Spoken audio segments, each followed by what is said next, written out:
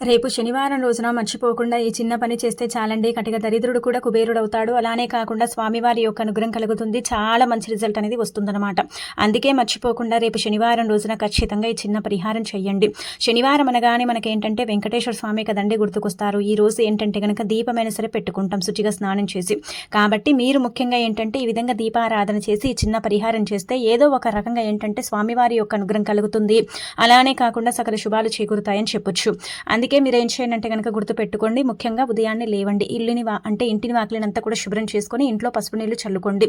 ఆ తర్వాత ఏంటంటే ముఖ్యంగా స్నాన కార్యక్రమాలు చేస్తారు కదా.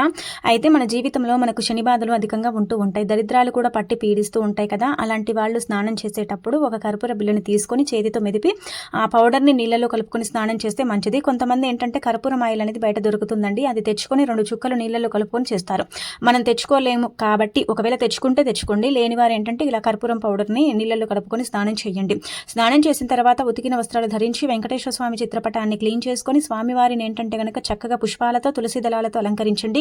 దీపారాధన చేయండి. పిండి దీపం చేస్తే చాలా మంచిది. కుదరకపోతే నార్మల్గా దీపం పెట్టిన తర్వాత ఆ దీపంలో ఏంటంటే ఒక యాలక్కాయని తీసుకొని అంటే అందులో వేసేయండి. అలా వేసేసి మీకుండే ఇబ్బందులన్నీ కూడా పోవాలని చెప్పుకోండి. ఆ తర్వాత 5 యాలకులు తీసుకోండి. అలా తీసుకున్న తర్వాత ఈ 5 యాలకులు కూడా స్వామివారి పటం ముందు పెట్టుకోండి. ఇలా పెట్టి పూజించిన తర్వాత ఆ యాలకులు తీసేసి ధనం దాచే చోట దాచుకోవచ్చు. లేదంటే కనుక 2 మీ పర్సులో పెట్టుకోవచ్చు. ఆ తర్వాత మీరు వ్యాపారం చేస్తున్నట్టయితే అక్కడ గల్లా పెట్టెలు కూడా పెట్టుకోవచ్చు. ఇవేంటంటే నెల రోజులు పనిచేస్తే నెల తర్వాత వాటిని తీసి ఒక చుట్టుబద్దట్లో పడేసి మళ్ళీ ఇలాగే శనివారం చూసుకొని పరిహారం చేసుకుంటే చాలు. ఖచ్చితంగా వెంకటేశ్వర స్వామి అనుగ్రహం కలుగుతుంది.